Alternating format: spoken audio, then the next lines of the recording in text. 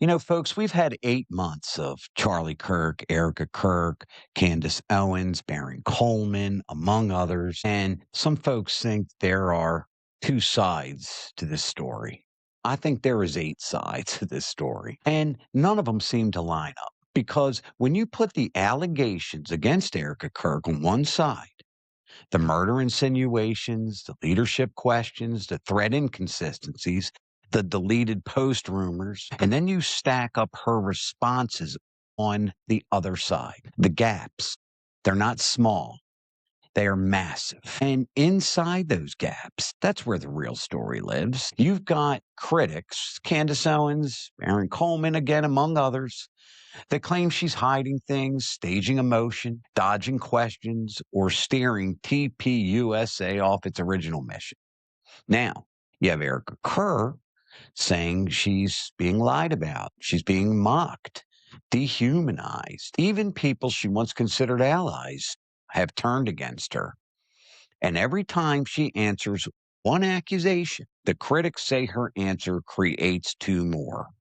It's messy, it's emotional, it's dramatic, and it's getting louder by the day. So we are going to lay out all the pressure points, the contradictions, the moments where the story bends so hard it almost snaps. Because once you hear what was said and then what she said back, you'll understand why this story refuses to go away. Welcome to the Joe Rossano Show.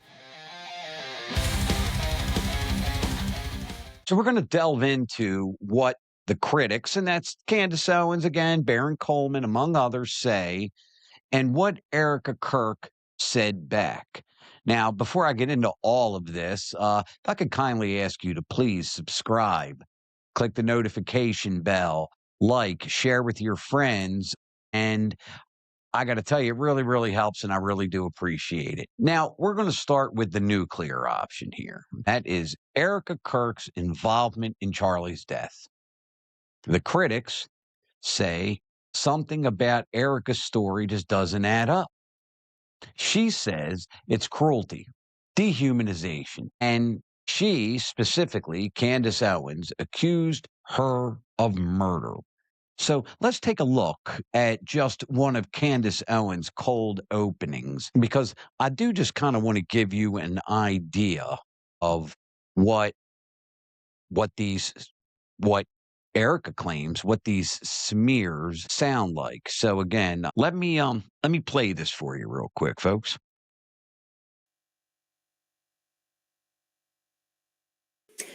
All right, you guys, straight to jail for questioning at least Erika. I don't care who's mad. I really do not care who wants to be upset after this episode. Really, you will be wasting your breath. You can spend $1 billion on influencers because this is all becoming increasingly inexplicable. You are asking me to be an idiot, actually, and I cannot do that for you. Someone once commented beneath this show that if the situations were reversed, and there were this many verifiable lies that Charlie told regarding the murder or assassination of his wife, Charlie would be in prison awaiting trial. And I actually agree with that assessment. We are way beyond coincidence. This is now a full-blown conspiracy. So welcome back to Candace. Now, what did you just hear there? You didn't hear straight to the police station, straight to the interrogation room. You heard straight to jail. Now, if I didn't follow this all the time and I wasn't a podcaster who was really in tune to this sort of thing, and I just randomly turned that on, I would have no other inclination other than Candace Owens thinks she's involved. He thinks Erika Kirk's involved with murdering her husband.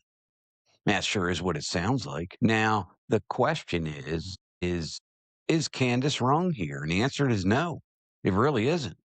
Because when the wife ends up dead, the husband is always, and in most cases, is guilty, but is always the prime suspect. And I have every reason to believe that not only would the husband have been questioned at this point, but considering, and Candace is right again, all of the lies and the inconsistencies that have come from Erika Kirk and TPUSA has landed Erika Kirk in all of this hot water in the first place. Now, we want to be fair here. So I'm going to run Erika Kirk's response. I'm sure many of you have seen this already. I can't imagine you haven't, but we are going to take a look at this, and I'm going to let you decide.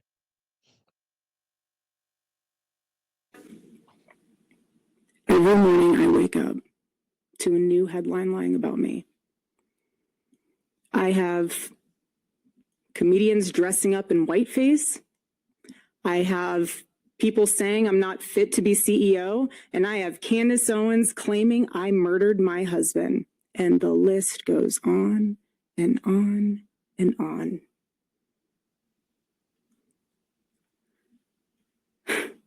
There is a serious epidemic of dehumanization plaguing this country. The most unthinkable tragedies have now become commonplace in our daily headlines, and yet the media finds a way to conveniently explain away violence. Well, once again, is Erika wrong? I don't think so. Young lady got murdered on a train. Nobody seemed to say anything. The outrage lasted about 5 minutes. So there is some dehumanization going on in this country. But what I must say, okay, and I'm not here to defend Candace Owens, but what I must say is Erika has gotten herself into a lot of these situations by, quite frankly, being dishonest. Just as stupid things like saying that she didn't have any boyfriends or didn't date 5 years prior to Charlie, when we know Cabot Phillips, we know JT Massey. So she has been dishonest, which now leads everyone, including myself, because I've been very honest about this. What else is she lying about? Now, if you ask Candace Owens, Baron Coleman's, among others, according to them, they're just asking questions. Erika, she basically thinks it's a smear campaign. They say, and when I mean they, I mean the critics, she's hiding, she's dodging, she's trying to control the narrative. Erika basically has said that they won't talk to her directly. Now, I'm not sure if that's true. I can't imagine that Candace Owens or Baron Coleman would not welcome to have Erika Kirk on their show. I'm sure they would travel to Arizona to Erika Kirk. I sure would. I'd travel to Egypt to talk to Erika Kirk. And she claims they won't talk to her directly.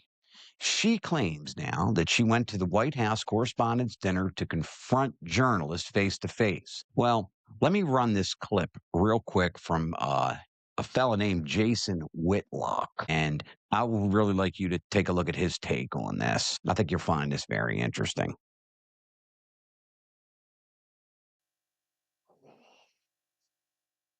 Hate me for saying this, for repeating this, but Erika Kirk, step away from TPUSA. You're doing too much. I said this at the very beginning of this when you took the assignment of replacing Charlie Kirk. Not the proper role. You've got 2 young kids. Go be a mother to them. Once you step into that CEO role of an important political organization with international influence, no one's going to give you, oh, she's a grieving widow, let's cut her a break. No, what they're going to do is focus in on you're the CEO of a political organization with international influence, and they're going to talk about you and discuss everything about you and be critical of you. That's what goes along with being the CEO.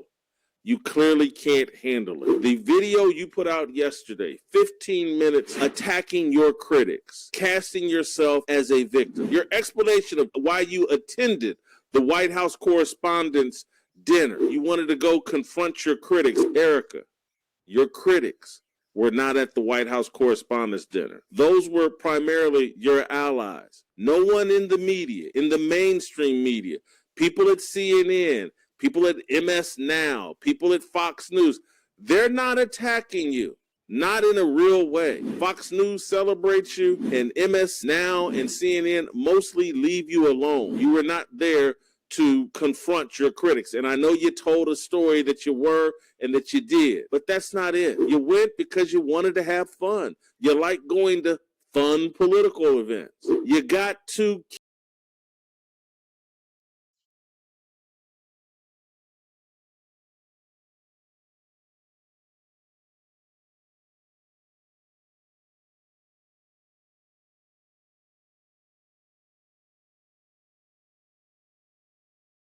You have it. There you have it. And what does he say? He said what I just said. He's exactly right. Her critics are not at the White House Correspondents' Dinner. Fox News at the White House Correspondents' Center. And as he said, and he is correct, CNN, MS Now, et cetera, they basically leave her alone. I assume that they don't feel that either A, the story continues to be newsworthy, or they feel that Tyler Robinson did it and they found their guy and let's just wait for the trial. That's what it sounds like. But the critics continue to say that she is avoiding the scrutiny. And Erika says they're avoiding her. Now, let's get into the not fit to lead to TPUSA claim. She's not fit to lead TPUSA. They claim, and I agree, that she's emotional, she's unstable, she's not CEO material. And Erika, again, comes back. These attacks are part of the daily dehumanization that she faces. Jason Whitlock says her emotional video proves she's unfit. Erika says the attacks are the problem. It's not her reaction. Now, Charlie Kirk, this is a very interesting thing to consider. Charlie Kirk, love him or not, he had an air of honesty and authenticity in his delivery. Make no mistake about it, folks. He believed everything he was saying on those college campuses and everything he said on the news. Erika Kirk, on the other hand, she's not. She's a proven liar. She is. She's lied. She's been disingenuous, and a lot of the things she's lied about were just completely unnecessary. And the bottom line, folks, is the folks, they just don't like her. You ask any politician who has ever run and successfully elected to office, and they will tell you the most important thing was likability. President Obama is a great example. The folks all over the country, they loved him. They loved him. His likability was here. Okay. Kamala Harris is a very good example. Hers was down here. The folks didn't like her. They didn't vote for her. And in Erika Kirk's case, the folks don't like her. The people just do not like her. When Charlie Kirk would go to a campus, do you think people said TPUSA is going to be here today? No, it's Charlie's going to be here. Charlie, one word. He was like Madonna. All right. He was like Prince. Charlie's going to be here, not TPUSA. Now, critics continue to pound this. TPUSA, it's not Charlie's TPUSA anymore. Erika Kirk says there's no clean, direct answer. Okay. That she doesn't comment on one way or the other. But her camp, the folks at TPUSA, insist she's protecting Charlie's legacy. The contradiction? Critics say the organization feels different. Her side says she's preserving the mission under fire. Now, all of this led Caroline Maddox, University of Georgia chapter president, to resign. Her reasoning was internal treatment and public lies told by TPUSA executives. So no, is this Charlie Kirk's TPUSA? It's not even close. Who's going to go out to the college campuses like Charlie Kirk and do the job that he did? Nobody. Erika? Is Erika going to go out there and talk to the college kids on their phones? Absolutely not. Now we're going to get to this threat narrative, okay? And event cancellations and Erika Kirk not showing up to TPUSA events attended by the Vice President of the United States, J.D. Vance, who appeared to me and many others by that touch his hair hug that they had a great relationship. She claims to be afraid. Now, they say that the threat story doesn't add up. Maybe it was optics or embarrassment because the attendance at TPUSA events, it's abysmal. It's abysmal. Low attendance. Now, what we do know is the Secret Service has denied that there was an imminent threat against Erika. She still claims the threats were real, and she was visibly shaken during the White House Correspondents' Dinner gunfire incident. However, one thing we know about Erika Kirk is she seems to behave one way in front of a camera and quite another when she doesn't know that camera's watching. Like when she addressed her employees, didn't know the camera was on her, and she certainly didn't come off, in my opinion, like a born-again Christian when she berated her employees, her staff, about the Un-F America tour, claiming they basically didn't do a good enough job of getting out in front of it. And then this is what is almost as bad as anything else. It's not as bad as the accusations that she is a co-conspirator in Charlie Kirk's assassination, but they think she's fake. That's one of the main reasons that the people at large do not like Erika Kirk. The fake tears, the staged emotion. They say her videos look scripted or performative. Candace is at the forefront of that. Insists that she is completely scripted and she looks like she's on reality television. Now, she claims people are turning her grief into entertainment and political attacks. Critics, Candace, Barron, that big giant cowboy. What's his name? Heavy Duty Country. I dig that cowboy. They are only analyzing the optics. Erika says they are dehumanizing her trauma. The deleted post rumor. They said she scrubbed posts to hide something. No direct response from Erika Kirk on that one. But reporting says that they've been deleted, that they're gone, that there were posts there and they're not there anymore. And the Candace Owens of the world say missing posts, missing pages equals guilty.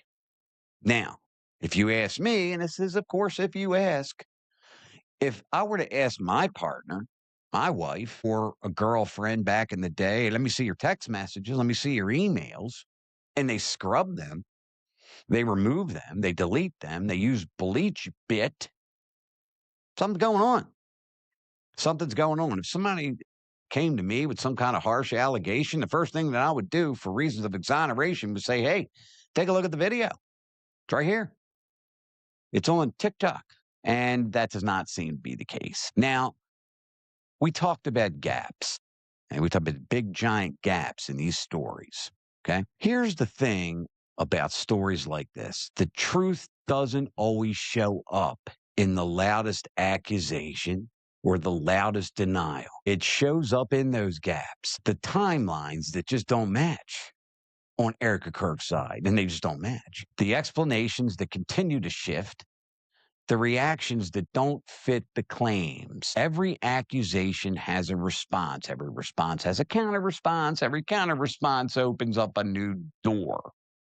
Now, we laid out the pressure points, the fault lines, the timelines, the inconsistencies, the parts that don't match no matter how you spin them. But they're coming. I will be on this every single day if it's the last darn thing I do, because once everything is lined up side by side, once we get down to the brass tacks and the cards are on the table, the picture that emerges, friends, is not the one either side is selling. Because we got a trial coming up now. And tomorrow, well, I'm going to get into that. I'm going to really get into that. Tyler Robinson and even Baron Coleman are going to be on full display tomorrow. So stay tuned in. And when it does nothing about this story, will look the same. As always, dear friends, fellow Americans, don't forget to adopt a pet out there. God bless you. We'll see you next time.